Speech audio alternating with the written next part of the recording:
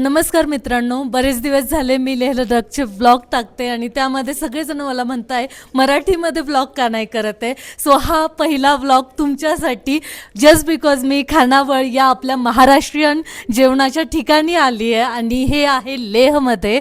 मला अतिशय आनंद होतो इथे आल्यानंतर, कारण मी इथे येऊनसुद्धा मला महाराष्ट्रीयन फील होतं आहे. इथे आल्या आल्या आपलं स्वागत पुणेरी पगडीने होतं. इथला माहोल जो आहे तो आपल्याला अतिशय महाराष्ट्रीयन फील देतो आणि आपल्याला लेहची कुठलेच जे खडतर अडथळे येतात त्यातून आपल्याला इथे सेफ फील होतं. सो मला या जोडप्याशी बोलायचं आहे. कौस्तुभ, तुम्ही सांगा ही जर्नी कशी तुमची स्टार्ट झाली? ही जर्नी साधारण 12 वर्षापूर्वी स्टार्ट झालेली आहे. ओके आणि 12 वर्षापूर्वी आम्ही इथे बाईक टूर्स लीड करायचो. ओके ते करता करता आम्ही इथे हॉटेल उद्योगात उतरलो.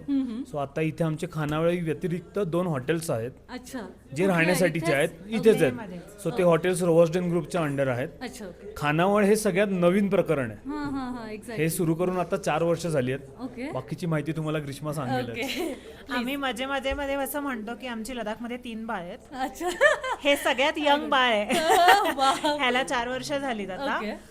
हे पण असंच मध्ये सुरू झालं. राईट लोकांनी आम्हाला म्हणलं की तुम्ही इथे राहताय तर आम्हाला मराठी जेवण मिळेल का, राईट आणि म्हणूनच याचं नाव पण खानावळ त्याच्यामुळे पडलंय. कारण कौस्तुभ मला मजेत विचारायचा की आज खानावळमध्ये किती लोक आहेत जेवायला, आणि म्हणायचे आज 20 आहेत, आज 40 आहेत.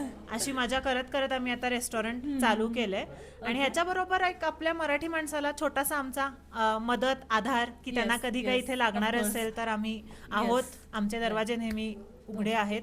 ते कधी येऊ शकतात आणि काही लागणार असेल तर आम्हाला सांगू शकतात. अमेझिंग. सो दोघांनी सांगितलंय जर तुम्ही लेह लडाखमध्ये आल्यानंतर कुठलेही प्रॉब्लेम्स आलेत किंवा तुम्हाला लेहमध्ये आनंद घ्यायचा आपल्या महाराष्ट्रीयन जेवणाचा, तर नक्की खानावळला भेट द्या. इथलं जेवण अप्रतिम आहे.